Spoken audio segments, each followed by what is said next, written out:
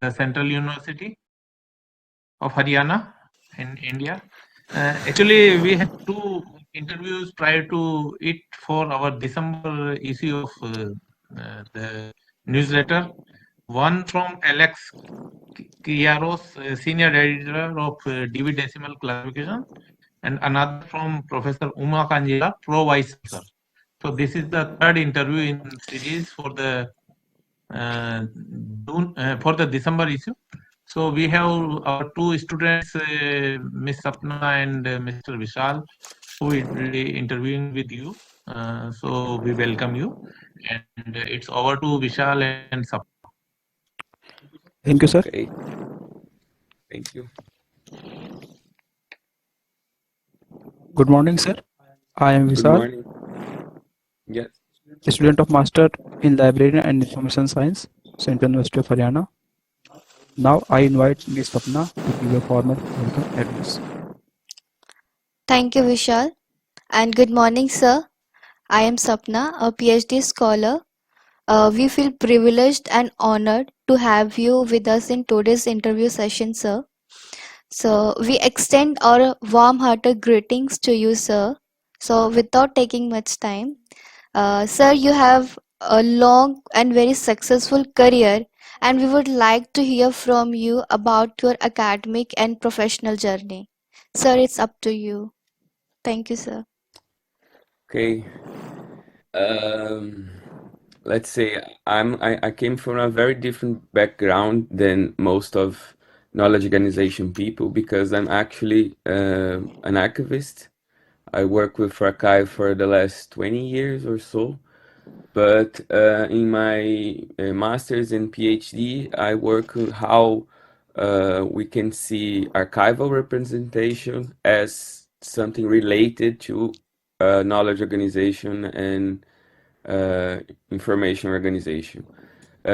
This type of research and this type of, let's say, uh, putting together archival science and knowledge organization, it's a very, let's say, recent approach to knowledge organization, but most of the works that are coming from this background are from Brazil. So almost all research, all people that work uh, on that approach in an academic level are from Brazil. So we are a small but growing community in ISKO itself and also in knowledge organization. So that's my background. Thank you, sir. Your journey is truly an example of success in having a career that you love with every fiber in your body. Sir, kindly tell us something about the changes that are taking place in LIS education in Brazil. Now the mic is yours, sir. Yes, well, knowledge, library information science in Brazil is, let's say, I think it's kind of the size of the field in India. We have more than 80 programs in library science. We have more than 23 programs in information science in the master's and PhD level. So we are very when we compare to other communities or other global communities in the information and library science, we are almost one of the largest one in, let's say, in some conferences related to library information science. We are almost the leading publishers. Uh, so that's a very big community. So with that in mind, our, let's say, challenges and recent changes is actually we we are on a very hard spot on funding in Brazil, and this is making all academic programs, all let's say academic careers, libraries itself, archives, museums, to have a lot of issue to stay open, to stay uh, um, doing their job. We have problems with infrastructure of the buildings of this of libraries, of archives, and museums because of how our government stopped funding these institutions and stopped funding our universities. So even though we are a big community, even though we have a lot of academic programs in library information science, our we are fighting for our survival now in Brazil. So we hope we will have a change in our federal government next year, and we hope that the science, our science institutions and our cultural institutions get money back, get infrastructure back, because we lost a lot in the last, let's say, 6 years. And beside that, I think our future of our academic programs in Brazil is to seek internationalization. We have some actions related to that, but there's only a few programs in library information science that we can say that have international relationships. And most of those international relationships are related to uh, some countries in Africa, the Portuguese countries in Africa, some actions with Spain and Portugal, and some in a sense very not a big relationship with these countries, with North America and, let's say, France and the United Kingdom. So what we are thinking as a field in Brazil is fighting to survive, and after that continue our progress to more internationalization of our students, of our scholars too. So that's the what we think for our future here. Thank you, sir. International Society for Knowledge Organization was founded in 1989, and how it has emerged as a global knowledge organization since then. Well, we have some papers that talk about that in our encyclopedia, in the ISKO encyclopedia. Also, we have some papers in Knowledge Organization Journal talking about that. And let's say, well, even in other languages and other journals talking about that. When we look to ISKO history, we see an organization that was already working as a web since the beginning. So if you look it up, started in uh, 89, and we have the first chapters in like 92, 94. We have the Spanish chapter, for example, one of the first chapters established outside the German chapter. And then in the 90s we have a lot of chapters growing up and being established, and this progress continued until the 2000s, and there is some let's say younger chapters that are struggling to stay open. Now we are not actually in a moment that knowledge organization is expanding. We are in a moment that knowledge organization is like trying to stay as expanded as before the ISKO, um, but we have now 14 chapters. Perhaps we'll have a 15 soon. But with all these chapters, we have some chapters that are very highly engaged. Let's say the Brazilian chapter is highly engaged. We have our biennial conference regularly since the beginning. We have the United Kingdom chapter that's very active, but we have the Canadian and North American chapter. Anyway, also very active, but we have some chapters that are not that active or are in a state of inactivity. We can say, for example, in our current state of things, the Indian chapter that in the past organized a international conference are one of those that are inactive. So I think we are global because of our chapters, right?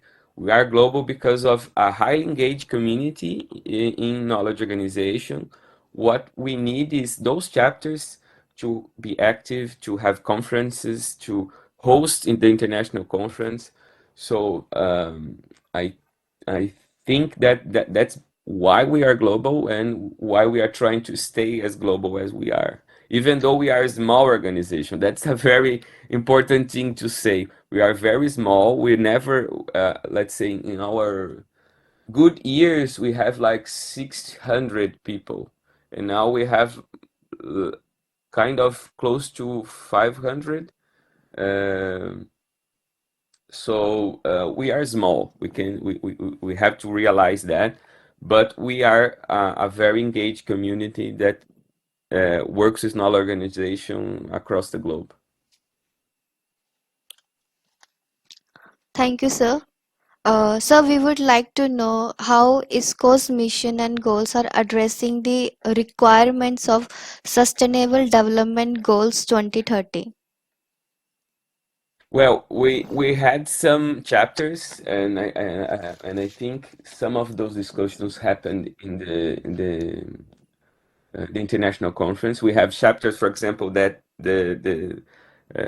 this team was the team of the conference. The Brazilian chapter a couple years ago did that. Some don't remember. I think the Spanish and Portuguese chapter did a seminar, and I think was very related to this topic team last year. They have conference to talking about that. So I think for knowledge organization, this is I think there is two things related to this. First is the social thing related, so how we perceive social justice, ethics in knowledge organization system, in knowledge organization field, and the other is the sustainability of our organizations, of how organizations are built, how organizations uh, produce can save energy.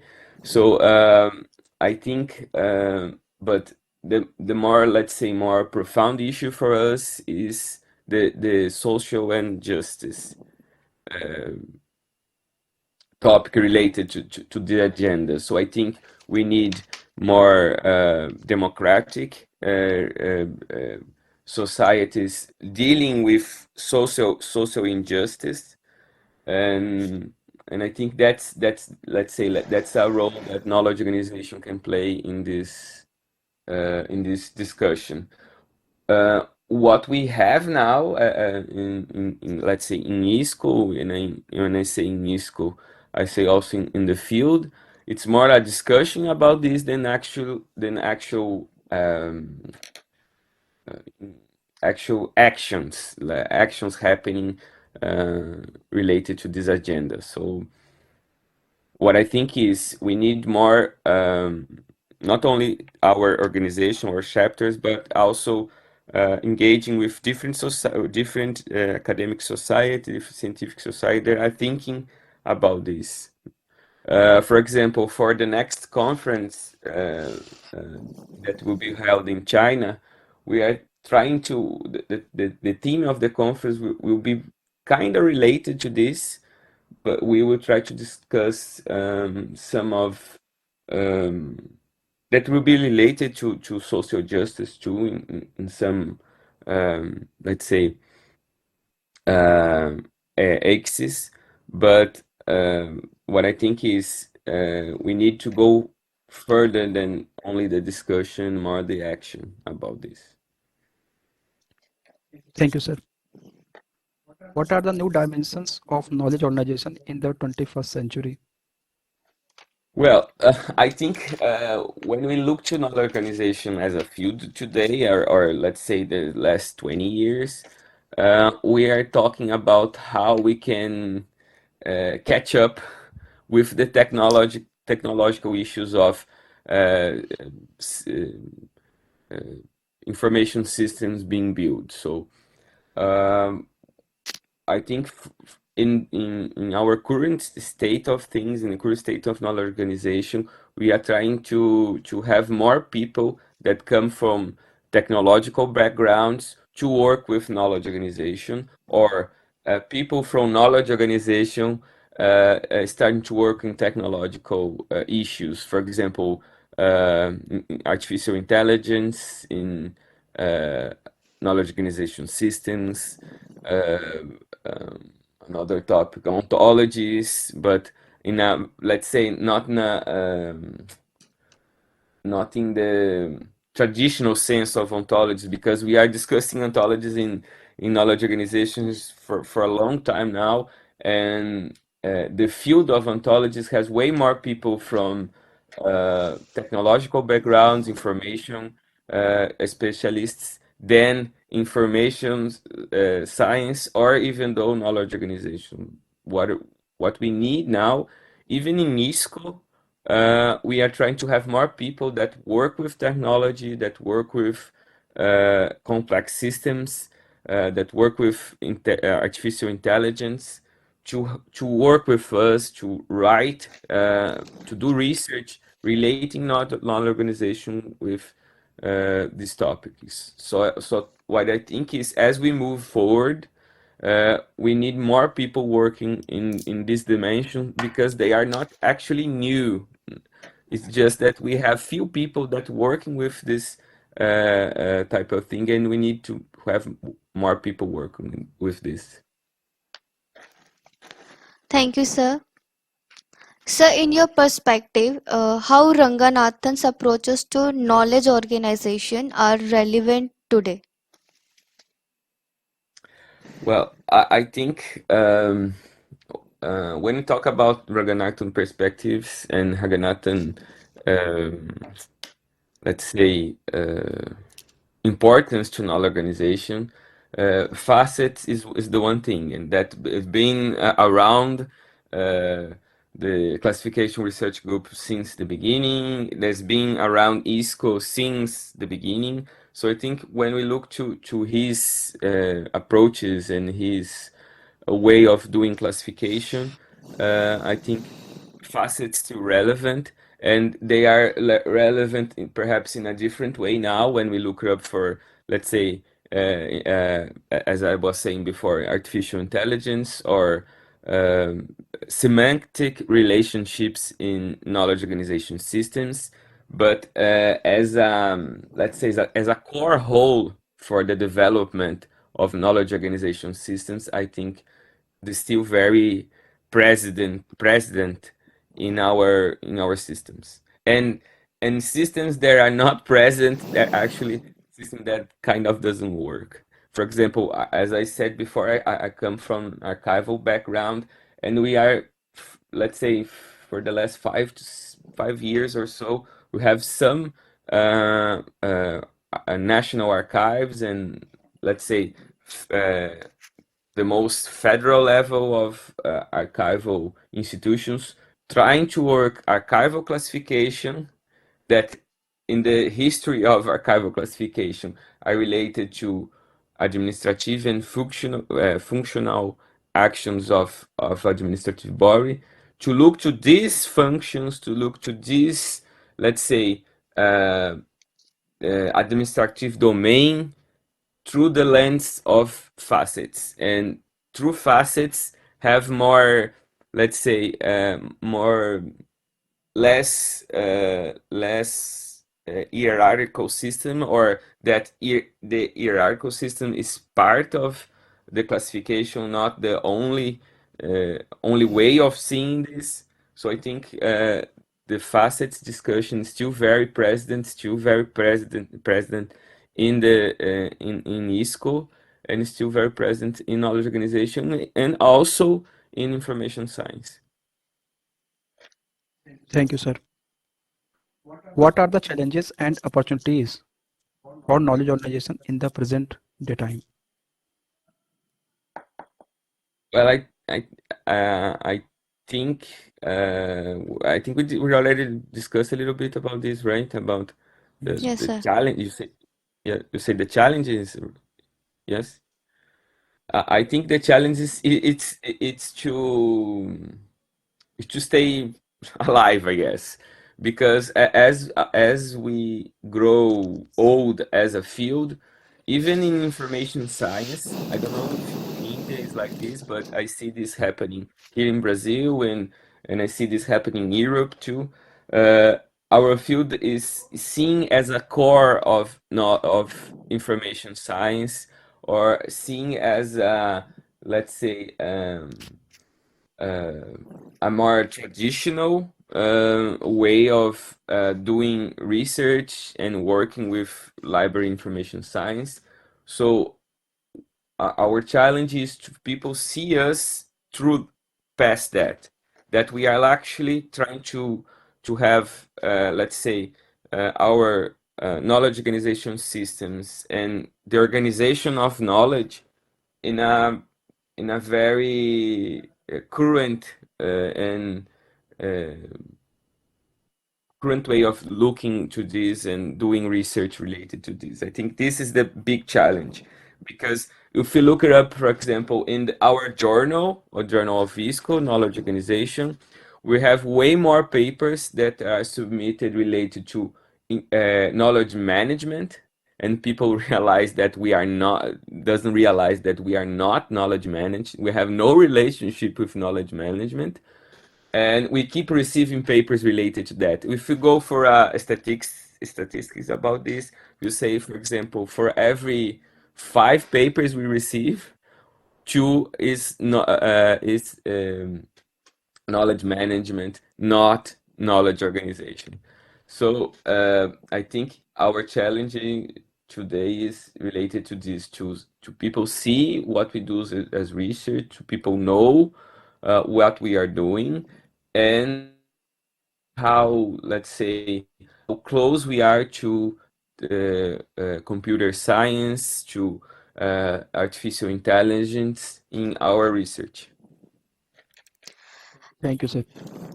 Sir, how do you see the future of ISKO while CRG has almost become non-functional? Sorry for interruption. Sir, if maybe this link expires, so kindly join on the same link if some interruptions occur. Okay. Okay. Uh, So, okay, sure. okay.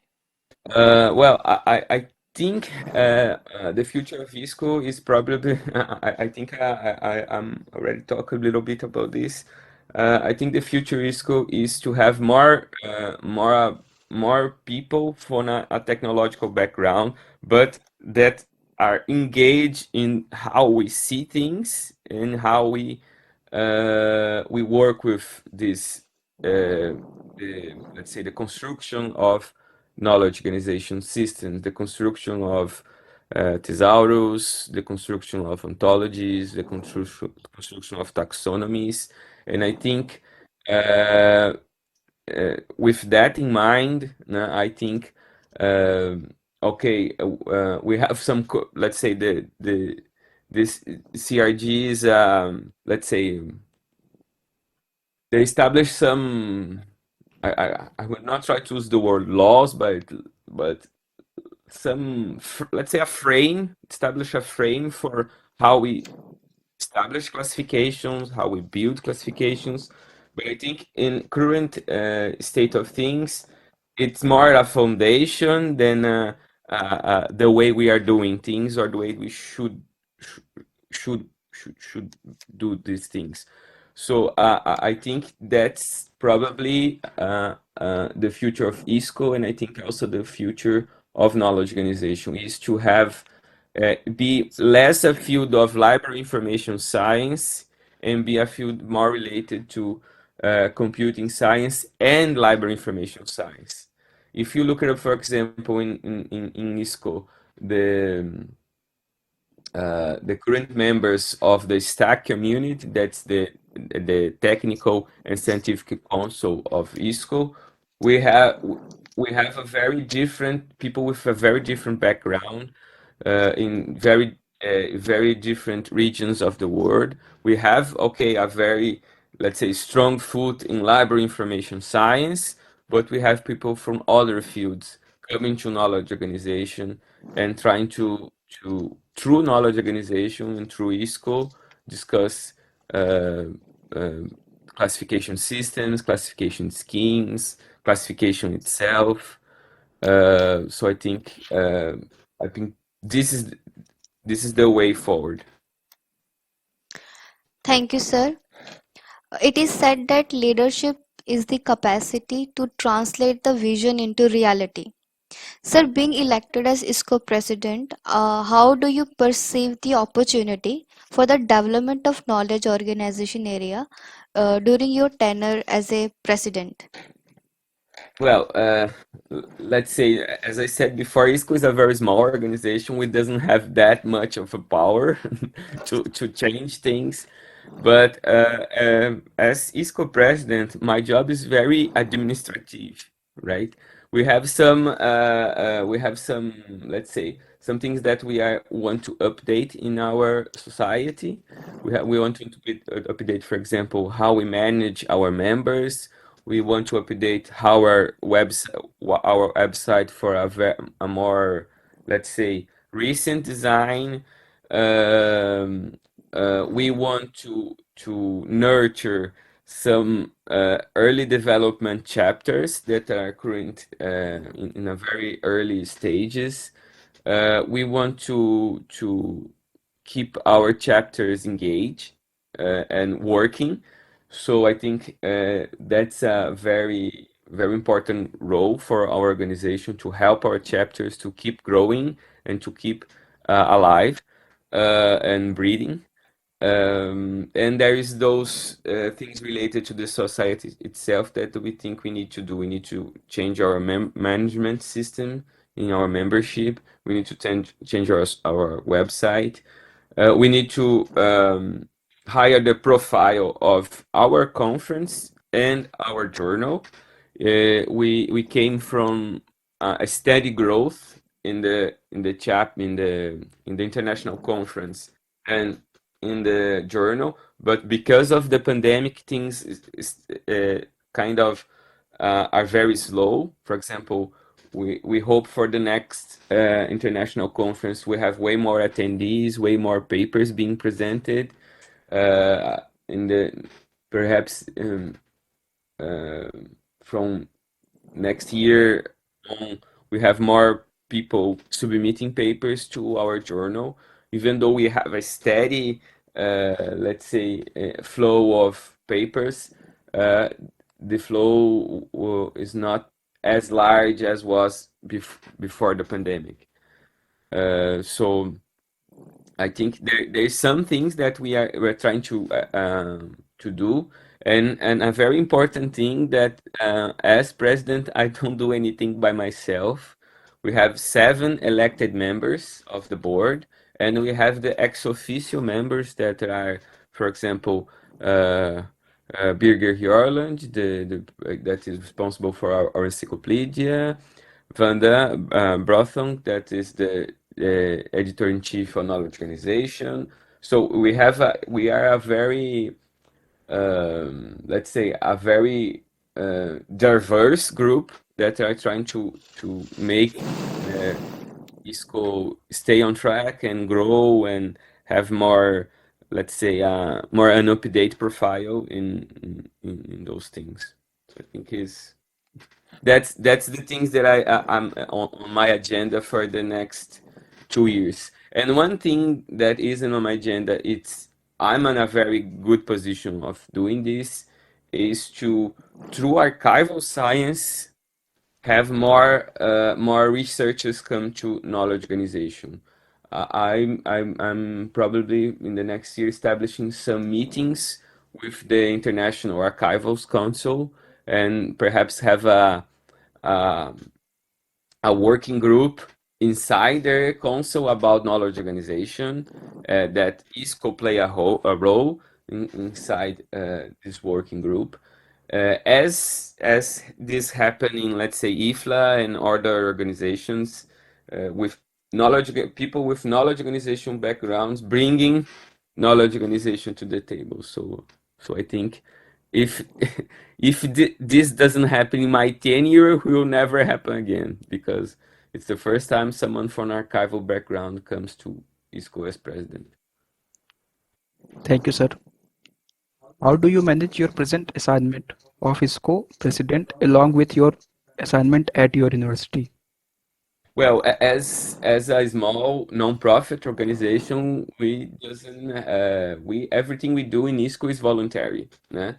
For the, let's say, for the, there is a very good thing to have such a very specialized group of volunteers, but also there is a downside because we doesn't have any, let's say, any employees in our organization. Everything we do is with volunteers. We do things with our students, for example. We do things with our colleagues that are in ISKO. We do things with our chapters, the chapters officers, the chapters contacts. But with that in mind, everything we do is based on these voluntaries. So we work a lot in community, in small groups, working with specific topics, specific things that the organization needs to do. The journal and the conference are two things that take a lot of our time. And beside the journal and the conference, the relationships with chapters. Yeah. But we manage it. It's fine, I guess. Let's say I always have one day of the week that I work with for ISKO, and it's happening for even when I was not president of ISKO International, but this happened when I was the president-elect in the board of ISKO, and also when I was president of the Brazilian chapter a couple of years ago. Thank you, sir, for inspiring youth like us with your words who need such inspirations constantly. Youth need to understand that when life is on a course with its purpose, you are at your most powerful, and though you may stumble, but you may not fall. So, sir, how has the knowledge organization across the disciplines emerged over last 10 years, and how are the technologies helping in achieving the work of this knowledge organization? Well, I think it's a thing that came up a lot on my talk, is that um, I think that the technological part of, let's say, knowledge organization grow a lot in the last 10 years or so, and even if you look it up, even less than 10 years, things change a lot. And I think we are on a spot that we can use, for example, big data to do things related to our knowledge organization systems. Let's say a bigger development of technologies over the last 10 years. For example, all the big data discussion that merged early on.